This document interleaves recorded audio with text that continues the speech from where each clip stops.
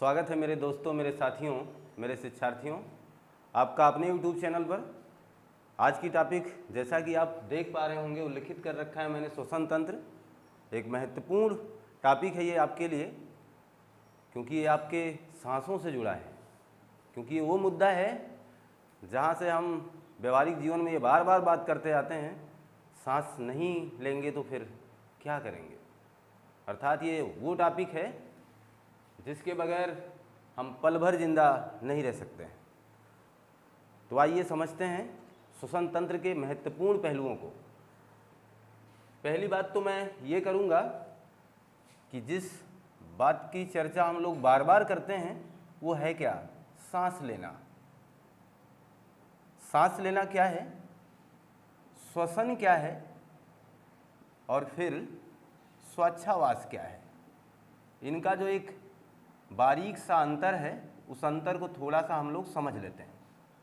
श्वसन क्या है, और फिर ये बात हमने बोला सांस लेना क्या है, और श्वासोच्छ्वास क्या है। सांस लेने का मतलब सीधी सीधी बात है कि हवा को अंदर लेना। हवा को अंदर लेना, ये इतना ही मसला सांस लेना है। यहाँ कुछ आपको शुद्धता या अशुद्धता के बारे में बात नहीं की जा रही। सांस इसका मतलब आप किसी भी परिवेश में किसी भी जगह ले रहे हों, अर्थात वहाँ का वातावरण चाहे जितना दूषित हो। ये बात आप हमारी समझ पा रहे हैं।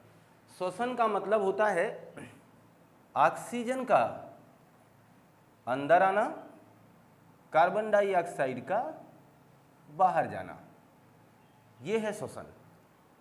लेकिन एक महत्वपूर्ण बात मैं आपको बताऊं, ये जो हमने आपके सामने चंद सेकंड में लिख दिया है, वाकई में ये कार्य बहुत बड़ा है।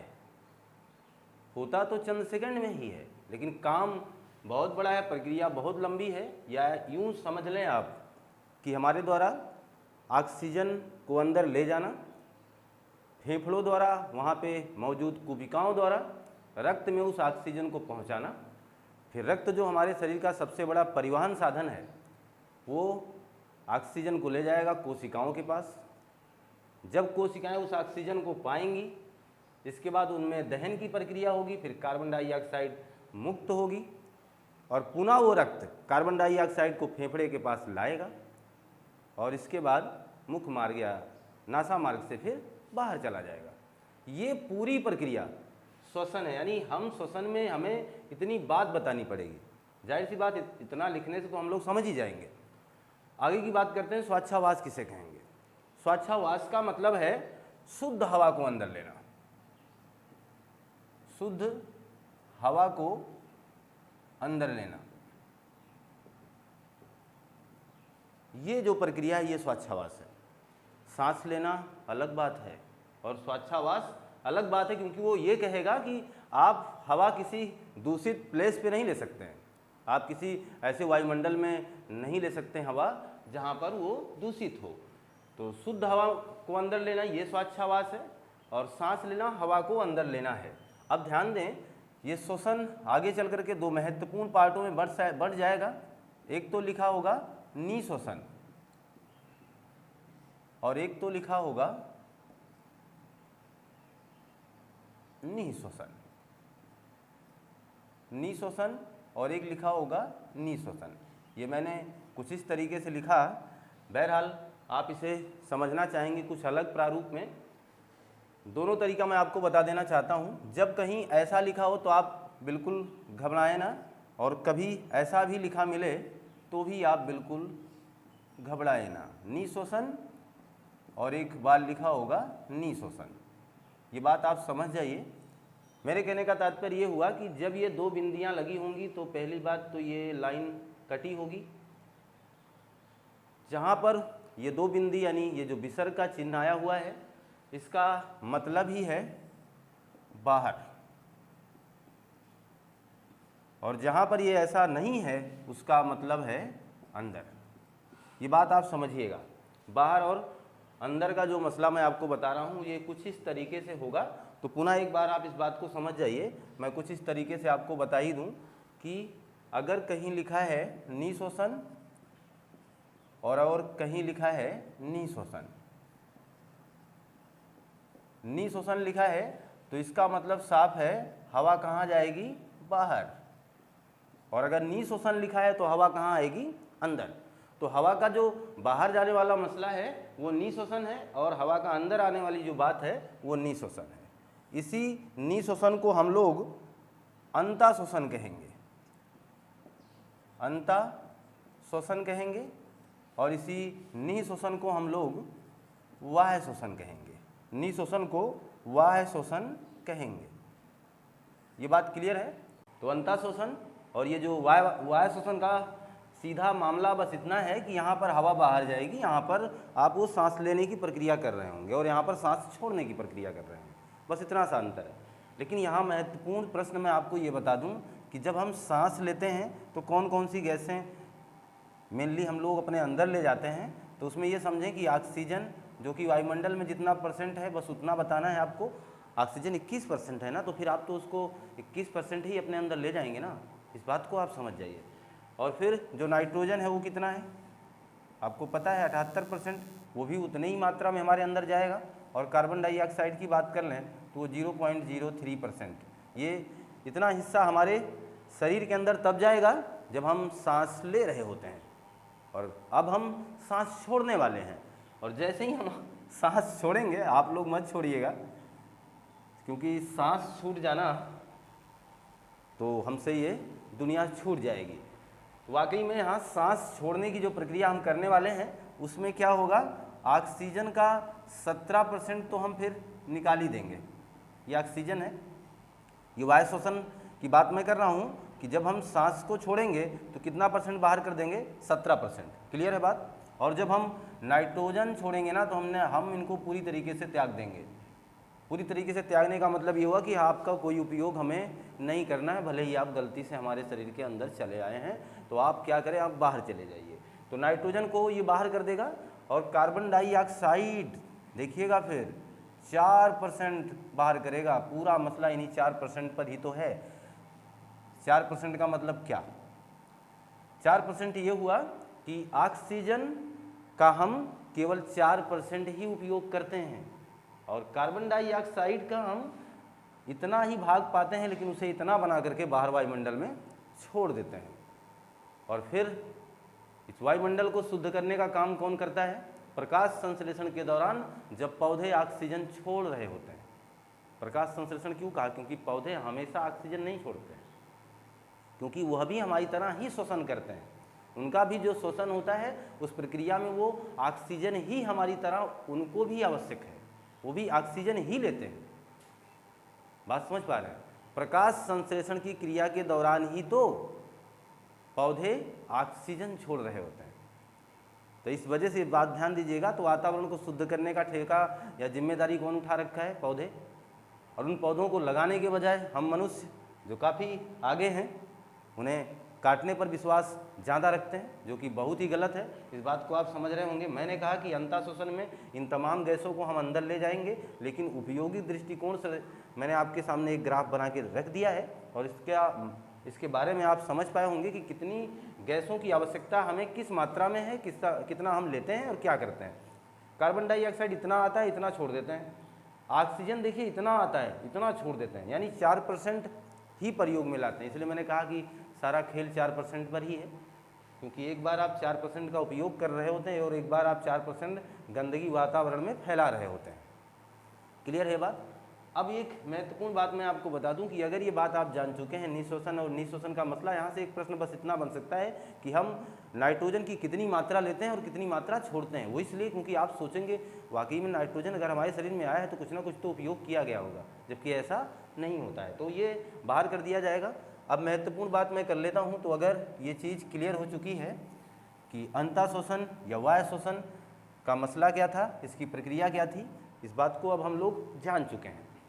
अब हम बात कर लेते हैं वाकई में कि जो सांस लेने की प्रक्रिया है उसमें कौन कौन से अंग शामिल हैं, यानी ये जो श्वसन है तो श्वसन के अंग कौन कौन से होंगे, श्वसन तंत्र की इकाई क्या होती है, ऐसे तमाम प्रश्न हमारे एग्जामिनर हमसे पूछ लेते हैं।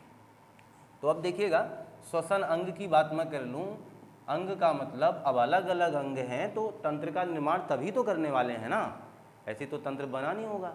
अब आप समझें कि श्वसन अंग में सबसे पहले हमारी नासा गुहा आएगी। नासा गुहा का मतलब समझ रहे होंगे, नेसल कैविटी, ये जो नाक वाला हिस्सा है ये वाला, इसके अंदर आप देख रहे होंगे गुफा जैसी संरचना बनी हुई है जिसके अंदर हवा पास करती है, हवा जाती है, और उसमें आप देख पाते होंगे रोम है जो कि काफ़ी मात्रा में किसी किसी के होते हैं। वो जो रोम होते हैं वो क्या करते हैं, धूल के कणों को बाहर से जो गंदगी हवा के साथ जा रही उसको रोकने का काम करते हैं। जब उनसे भी नहीं रोक पाते वो, तो दूसरी बैरिकेडिंग की व्यवस्था होती है।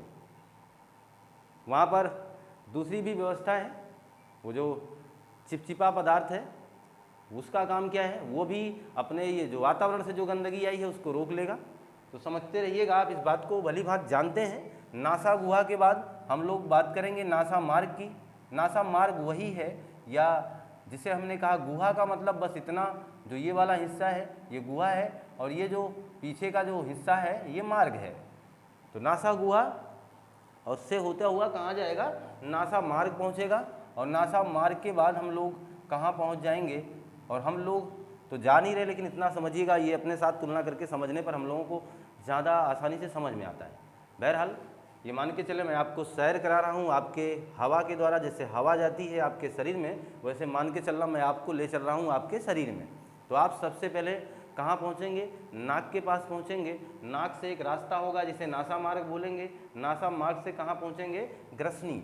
ग्रसनी का भी कुछ अपना ही महत्व है। ग्रसनी किसे कहते हैं, जहाँ पर मुख गुहा यानी मुख मार्ग और ये नासा मार्ग आकर के मिलते हैं। इस बात को ध्यान देना, इसलिए मैं एक एक बात को पॉइंट वाइज बताना चाह रहा हूँ कि मुख मार्ग और कौन सा मार्ग, नासा मार्ग या नासा गुहा, जहाँ एक दूसरे से मिल जाते हैं यानी ये कनेक्ट हो जाएंगे, जहाँ पर उसी अवस्था को क्या बोलेंगे या उसी भाग को क्या बोला जाता है, ग्रसनी बोला जाता है। यहीं पर एक महत्वपूर्ण चीज़ है एपीग्लोटिस। एपीग्लोटिस आप जरा ध्यान दीजिए, ये बड़ी अच्छी बात आपके सामने अब आ गई है। एपीग्लोटिस का मतलब क्या होता है, वो जो हिस्सा है जब आप अपना मुंह खोलते हैं तो एक ऐसे ही कुछ ढक्कन जैसा है ना दिखता है वो। अरे आप जिसे बचपन में कहा करते थे घाटी बढ़ गई, वही जो ढक्कन है जिसे हम एपीग्लोटिस कहते हैं। इसका काम क्या है, ये काम क्या करती है, ये महत्वपूर्ण बात आप जान लें। सच पूछो तो हकीकत में ये बहुत ही अलग काम करके दिखाता है, बहुत ही अलग। मैं आपको बताऊं कि हमारी नानी जी बचपन से लेकर के मैं मतलब जब पैदा हुआ, जब से मुझे ये जानकारी है, उन्होंने कभी भी खाते समय बोला नहीं। और हम उसे बचपन में बस यही सोचते थे कि वाकई में पता नहीं क्यों नहीं बोल रही हैं, या नहीं बोलती है, कुछ अपना मसला होगा, नानी क्यों नहीं बोलती है, ये बार बार हम सोचते थे। और अपने स्कूल में जाकर के अपने दोस्तों के साथ ये बात हम शेयर किया करते थे, हमारी नानी नहीं बोलती खाना खाते समय। तो लोग उसका अलग अलग अर्थ निकालते थे। किसी ने इस बात को बताया नहीं कि इसका वैज्ञानिक कारण हो सकता है, इसका एक वैज्ञानिक शोध हो सकता है। जब हम बड़े हुए, जब मुझे इस बात की जानकारी हुई, तब हम जान पाए कि अच्छा ये बात है कि वो ना बोलना उनके भी अंदर विज्ञान है, वो भी एक वैज्ञानिक कारण है जिसकी वजह से ऐसा हो रहा है। जरा देखिएगा काम क्या है एपीग्लोटिस का। एपीग्लोटिस का काम ही है कि जब आप भोजन कर रहे हो, मैं आपका ही चेहरा बना सकता हूँ, आपका ये जो चेहरा है, ध्यान दीजिएगा, ऐसा नहीं होगा, लेकिन फिर भी मैं ये आपकी नाक बना दिया हूँ और ये आपका मुख बना रहा हूँ। ऐसा इसलिए कर रहा हूँ कि जिससे आप जान पाएँ कि मैं क्या बताने वाला हूँ। ये जो आपका चेहरा है सुंदर सा, ये जो आपका चेहरा हमने बना रखा है, इसमें ध्यान दीजिए, जब यहाँ से हवा आती है और ये जो हिस्सा है जहाँ ये दोनों अटैच होते हैं, मिलते हैं, यहीं पर एक ढक्कन जैसी संरचना है जिसे हम एपीग्लोटिस बोलते हैं। जब आप हवा को अंदर ले जाते हैं, यहाँ से दो मार्ग हैं ना, एक ये वाला आहार नाल और एक ये वाला जिसे आप हवा ले जाएंगे, जिसे हम लोग श्वसनी कहेंगे या श्वास नली कहेंगे। वो दो नलियाँ हैं, अलग अलग हैं, तो यहाँ से हवा जाने का काम होगा और यहाँ से भोजन। क्लियर है ना बात? यानी इस वाली नली से हवा, उस वाली नली से भोजन।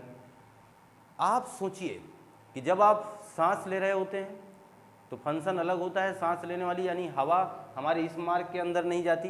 अगर ऐसा होता तो आपका पेट तो दब जाता यानी हवा भर जाती, ये पंप जैसा फूल जाता और फिर वो प्रक्रिया आप समझ रहे हैं, समस्या ज़्यादा हो जाएगी। बहरहाल जाने दीजिए, वो आप बात बहुत जल्दी पकड़ते हैं, मुझे इतना पता है। तो यहाँ हवा अंदर गई, लेकिन ऐसा होता है कि ये जब हवा अंदर आने वाला होता है तो मस्तिष्क इसी एपिग्लूटिस को ये संकेत दे देता है, क्या कर रहे हो, हवा है भैया, खाने वाले मार्ग में थोड़ा जाएगी। तो एपिग्लूटिस तुरंत समझ जाता है और फट से ये भोजन वाले नली को बंद कर देता है और हवा वाला मार्ग खुला रखने देता है। ये प्रक्रिया तो हमेशा चल रही है, मैं इसको बहुत ही स्लो बता रहा हूँ, लेकिन ये प्रक्रिया आपके शरीर में बहुत तेज़ी से हो रही है। चलिए ठीक है, दूसरी बात आप समझ पाए होंगे, जब आप भोजन कर रहे होते हैं उस दौरान एपिग्लूटिस कहाँ चला जाता है, आहार नाल पर, उसको ढक लेता है और यहाँ आराम से हवा अंदर आ जाती है। और जब आप भोजन करते हैं तो वही प्रक्रिया उल्टा हो जाती है, भोजन करते समय एपिग्लूटिस किसको ढक लेता है, इस मार्ग को, यानी हवा वाले मार्ग को के ऊपर आ जाएगी, भोजन आसानी से किस में चला जाएगा, इस मार्ग में चला जाता है। क्लियर है ना? तो वाकई में ये कठिन स्तर है जहाँ पर ये काम करता है एपिग्लूटिस की आवश्यकता पड़ने पर एक एक मार्ग को ये ढकने का काम करता है, इसीलिए इसे ढक्कन कहते हैं हम, इसीलिए तो इसे ढक्कन कह सकते हैं, गिलढापन कहा जाता है इसे। ढकने का काम ये करेगा क्योंकि भोजन कहीं ऐसा ना हो कि श्वास नली में चला जाए, फिर समस्या आ जाए। अच्छा, बाई चांस ऐसा इसलिए हो गया क्योंकि अभी हमने जो कहानी आपसे बताया कि खाते समय नहीं बोलना चाहिए, इसका सीधा कारण क्या है?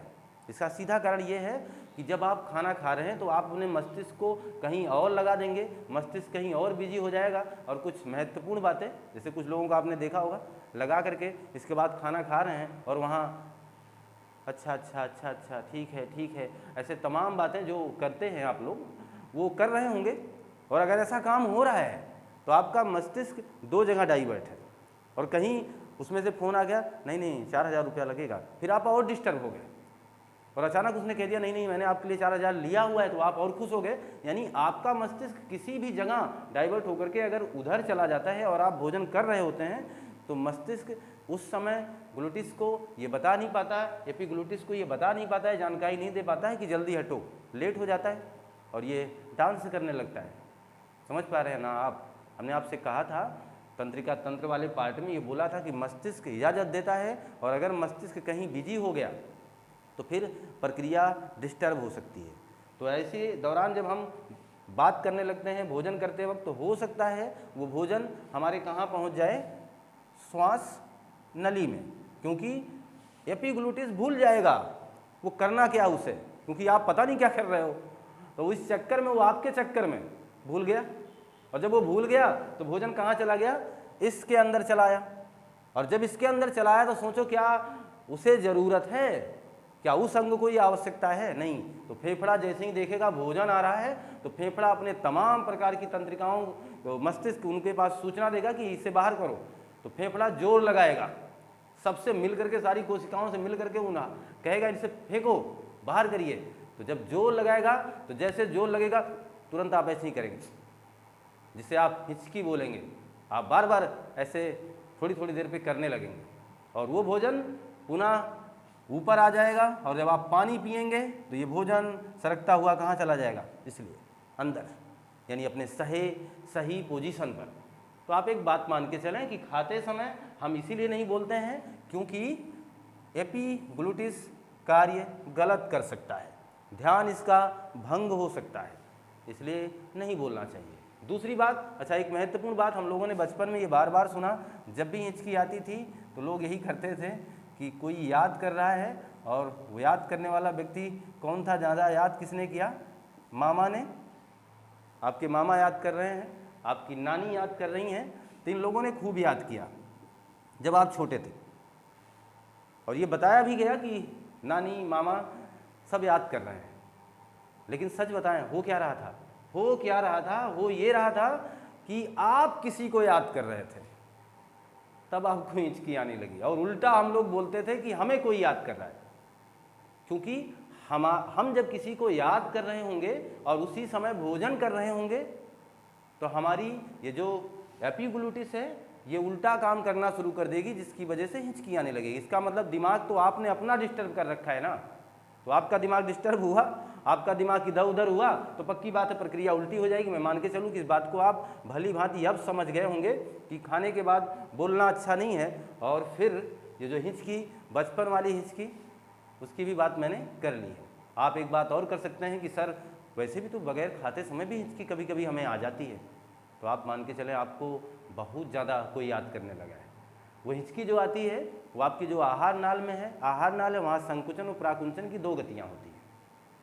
आहार नाल जब बहुत समय से आपको भोजन नहीं मिला होगा, बहुत समय से उसे पानी नहीं मिला होगा, तो वो संकुचित हो जाएगी और ऐसी समय में भी आपको हिचकी आएगी। वो प्रक्रिया हम लोग समझेंगे आहार नाल के टाइम पर। ये बात क्लियर हो गई ना? तो हम लोग ये मान के चलें कि हम जिस बात का जिक्र कर रहे थे, जिस बात की कहानी हम लोग समझ रहे हैं, वाकई में नासा गुहा, नासा मार्ग, ग्रसनी तक पहुँचे हैं, एपिग्लूटिस हम लोग जान चुके हैं, जिसमें हम लोगों ने कहा कि खाने के साथ बोलना गलत है। खाने के साथ बोलना गलत है क्यों, इस बात को आप समझ चुके हैं। बोलना गलत है क्यों? अब मुझे लगता है आप किसी को भी बता सकते हैं इसलिए गलत है, और हिचकी क्यों आती है इस बात को भी आप बता सकते हैं क्यों आती है, क्योंकि मैंने ये दोनों प्रश्न आपको बता दिया है। क्यों आती है हिचकी, क्यों आती है, दोनों जानकारी आप किसी को भी दे सकते हैं। बेसिकली ये बहुत ही नॉर्मल हो गया है, आप इसे बता पाएंगे।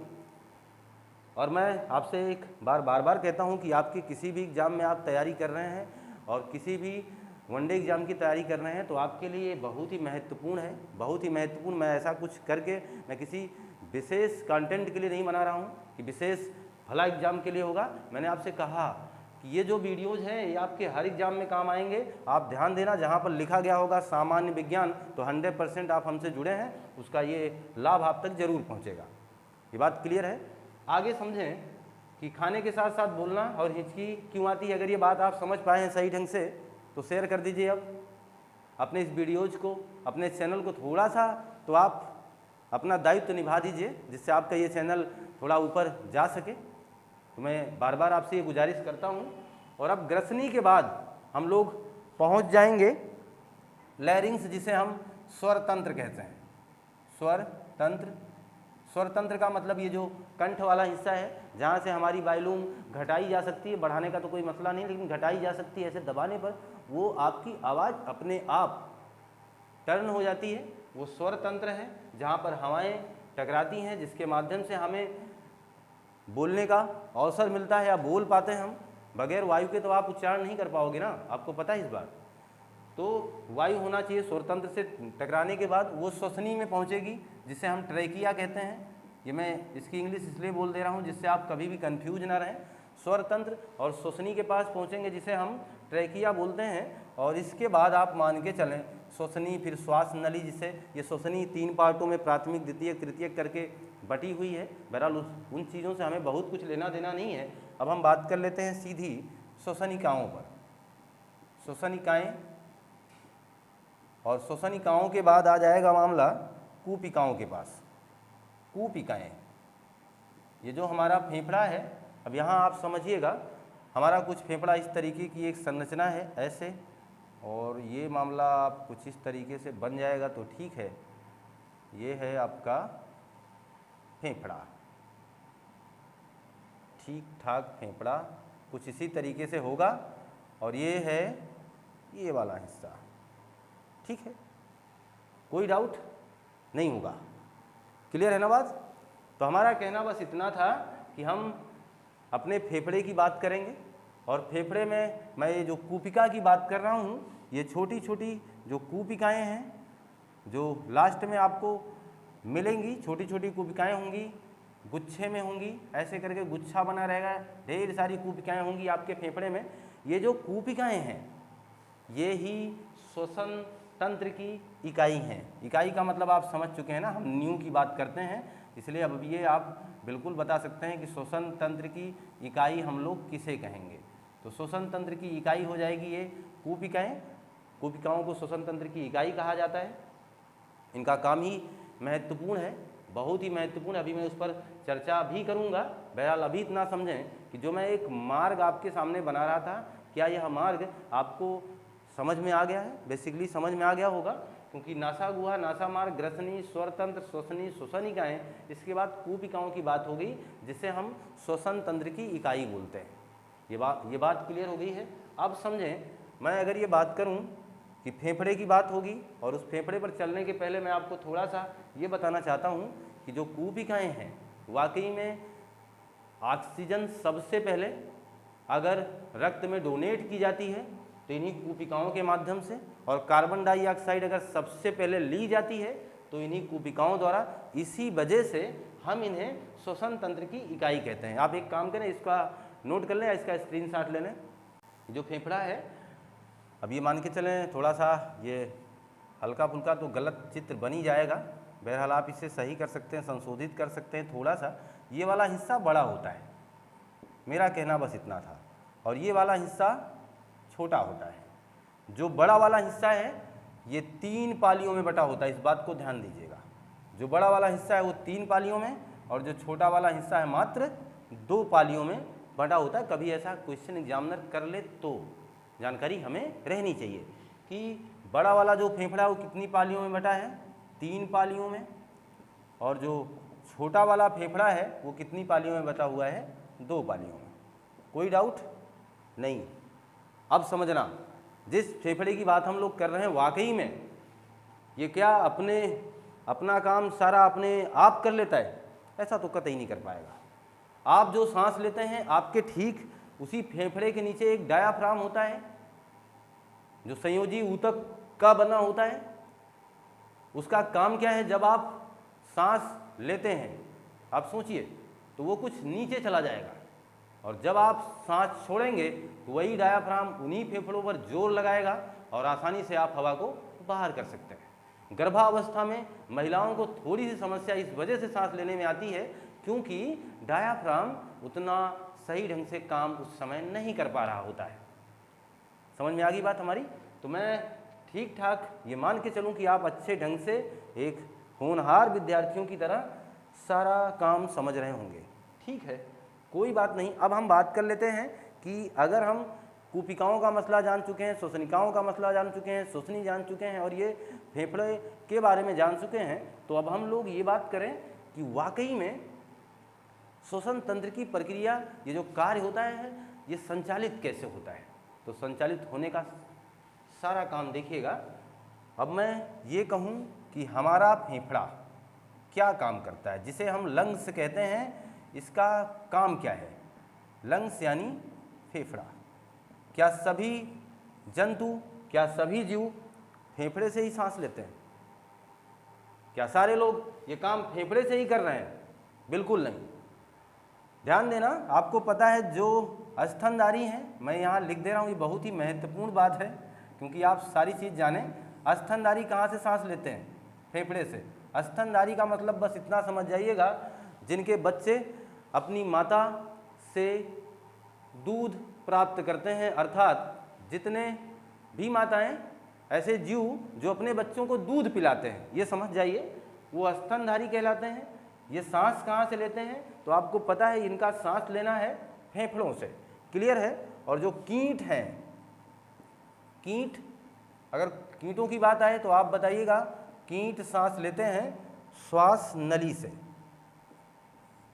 और जलीय जीव सांस लेते हैं क्लोम, यानी जिसे आप गिल कह सकते हैं। जलीय जीव कहाँ से सांस लेते हैं? क्लोमों से। आपको पता है मछलियाँ कहाँ से लेती हैं? गिल से सांस लेती हैं, गलफड़ों से सांस लेती हैं। ये बात आपको पूरी तरीके से पता है। और एक महत्वपूर्ण बात अब मैं लिखूँगा, मेढक। मेढक कहाँ से सांस लेता है? तो मेढक का तो पहला उत्तर तो त्वचा होगा, लेकिन अगर वही मेढक धरातल पर है, यानी पानी की बजाय कहाँ है? धरातल पर है, तो पक्की बात है वह मेढक भी किससे सांस तब लेगा? हमारी तरह फेफड़े से ही सांस लेगा, जब ये कहाँ पर होगा? धरातल पर होगा, यानी धरती पर होगा। क्लियर है बात ना? धरती का मतलब स्थल पर, यानी पानी में ना हो। क्लियर है ना? तो ये जब यहाँ होगा तो ये फेफड़े से सांस लेगा, पानी के अंदर होगा तो त्वचा से सांस लेता है। और जब ये बच्चा होता है ना, ये तो इसके जवानी का मसला है, जब ये जवान हो गया है तो त्वचा से सांस ले रहा है, और जब ये बच्चा है, टेडपोल जिसे बोलते हैं, तो ये मछली के तरीके का ही होता है, इसकी संरचना कुछ मछली जैसे ही होती है। और टेडपोल बचपन में आपने देखा होगा, आप इन्हें मछली ही समझ बैठते थे। किसी छोटे छोटे गड्ढों में जहाँ पानी बहुत ज़्यादा गंदा होता था, भरा रहता था, आप वहाँ बैठ करके बचपन में देखे होंगे तो तमाम ढेर सारे तैर रहे होते हैं। तो आपको ये लगता है कि ये सारी की सारी क्या हैं, मछलियाँ हैं। ऐसा नहीं था, वो मछलियाँ नहीं थी, वो टेडपोल थे। और टेडपोल जो हैं ये सांस कैसे लेंगे, आप ये बताइए कि टेडपोल कैसे सांस लेंगे। तो टेडपोल भी सांस लेंगे और टेडपोल का काम होगा वो गिल से सांस लेंगे। क्लियर है ना। तो जलीय जीव क्लोम से सांस लेते हैं और टेडपोल गिल से सांस लेते हैं, मछलियाँ भी गिल से सांस लेती हैं। अब ये मान के चलें कि फेफड़ों का काम क्या है, इस बात पर भी थोड़ी बहुत चर्चा हम लोग कर ही लेते हैं। महत्वपूर्ण क्वेश्चन वहाँ से भी बन जाते ही है। फेफड़ों का काम क्या है, गैसों का विनिमय। ये बात समझिएगा ज़रा, गैसों का विनिमय, इसका मतलब क्या होता है। गैसों का विनिमय से तात्पर्य क्या हमारा है, गैसों का आदान प्रदान। यानी अभी तो आपने शुरू में ही देखा, श्वसन, ऑक्सीजन का जाना, कार्बन डाइऑक्साइड का आना बाहर, आदान प्रदान ही तो है ना ये। तो गैसों का विनिमय का मतलब हुआ आदान प्रदान, गैसों का आदान प्रदान, यानी कोई गैस अंदर जाएगी और कोई गैस बाहर आएगी। ये जो प्रक्रिया है वाकई में, इस प्रक्रिया को अंजाम देता कौन है, ये फेफड़े, ये लंग्स ही ये काम करते हैं कि ऑक्सीजन को लाना और फिर उसको पहुंचाना। लेकिन ये सारा काम ऐसा नहीं, जब आपने कहा कि प्रत्येक कोशिकाओं के पास ये मसला है, शरीर की हर एक कोशिका को ऑक्सीजन की ज़रूरत है और शरीर की हर एक कोशिकाएँ कार्बन डाइऑक्साइड का उत्सर्जन करेंगी। तो इसका तात्पर्य है कि फेफड़ा तो ऊपर है, वहाँ पैर में तो है नहीं, फेफड़ा यहाँ है, यहाँ मस्तिष्क में तो है नहीं, कोशिका तो हर जगह है।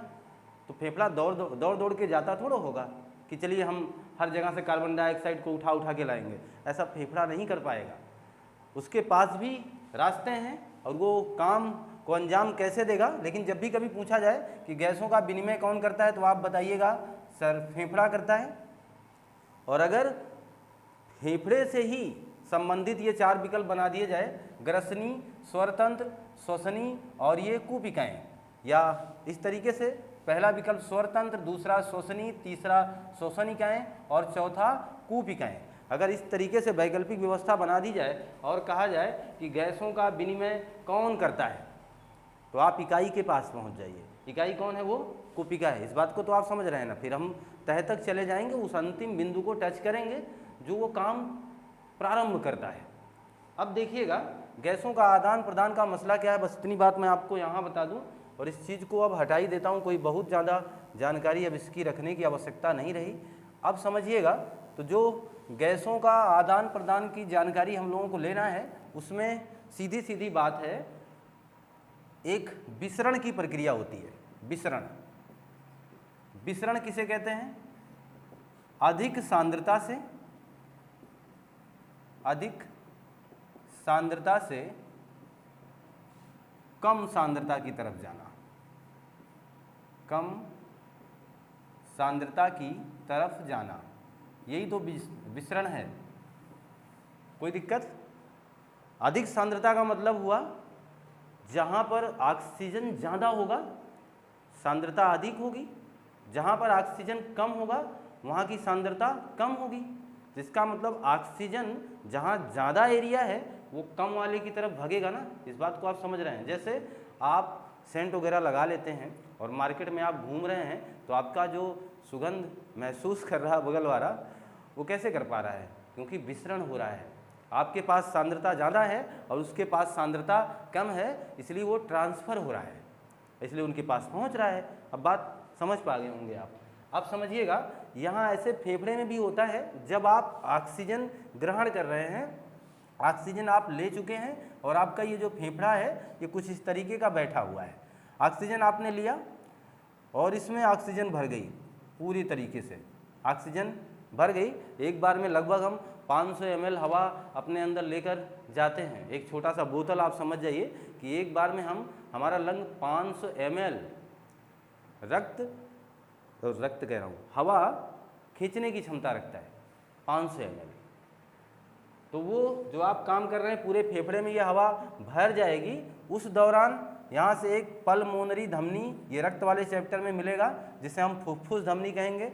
धमनियाँ सारी की सारी शुद्ध रक्त लेकर जाती हैं। शुद्ध अशुद्ध रक्त का मसला ही यही है कि शुद्ध का मतलब ऐसा रक्त जिसमें ऑक्सीजन हो, अशुद्ध का मतलब ऐसा रक्त जिसमें ऑक्सीजन ना हो। यहाँ देखिए जो पल्मोनरी धमनी है इसमें ऑक्सीजन नहीं रहेगी, तो जब यहाँ ऑक्सीजन नहीं है, जब ये फेफड़े के पास पहुँचेगी, यहाँ पर ये धमनी है, तो आप मान के चलें जो इसका ऑक्सीजन होगा वो कहाँ भगेगा, इसी अशुद्ध रक्त में। और इसमें कार्बन डाइऑक्साइड की अधिकता ज़्यादा होगी और फेफड़े में कार्बन डाइऑक्साइड शून्य होगा, तो कार्बन डाइऑक्साइड कहाँ भागेगा, फेफड़े की तरफ। इसी को कहेंगे हम विसरण, अर्थात ज़्यादा वाली संख्या कम की तरफ भागेगी। ये प्रक्रिया कंटिन्यू होगी, लगातार ये चलेगी, ये काम करेगा फेफड़ा। फेफड़ों में अगर अंतिम तह तक इकाई पूछी जाए तो आप उस कुपिकाओं को बताइएगा। तो गैसों का विनिमय यानी गैसों का आदान प्रदान होता है। जैसे ये क्वेश्चन इसलिए इम्पॉर्टेंट है, कभी कभार आपने देखा होगा पूछेगा रक्त को शुद्ध कौन करता है, रक्त को शुद्ध करने वाला। अगर रक्त को शुद्ध करने की बात आए तो कौन करेगा रक्त को शुद्ध, किडनी। रक्त को पंप कौन करता है, तो आपको पता है हृदय यानी हार्ट, ये रक्त को पंप करता है। और गैसों का आदान प्रदान या विनिमय कौन करता है, तो आपको पता चल गया वो फेफड़ा करता है। तो अलग अलग से इस तरीके का वो प्रश्न बनाया जाता है और पूछा जाता है, इसलिए ज़रूरी कि आप इस बात को जान पाएँ। अब आप समझिएगा कि जो ऑक्सीजन है, यहाँ समझें, जो ऑक्सीजन है यानी जो ऑक्सीजन का परिवहन आप कर रहे हैं, परिवहन का मतलब ही होता है कि आदान प्रदान। जैसे आप ऑक्सीजन का परिवहन है, परिवहन का मतलब ऑक्सीजन को एक स्थान से दूसरे स्थान पर पहुंचाना, ये तो परिवहन होगा। तो जो ऑक्सीजन का परिवहन है इसका संपूर्ण दायित्व किसके पास होता है, सच पूछो तो ये रक्त के पास होता है। यानी रक्त ही वो गाड़ी है जो हमारे शरीर में तमाम प्रकार के पोषक पदार्थों को तथा इन ऑक्सीजन और कार्बन डाइऑक्साइड को एक स्थान से दूसरे स्थान पर पहुंचाने का काम करता है, रक्त ही वो है। तो रक्त का काम ये है कि ऑक्सीजन का परिवहन करेगा।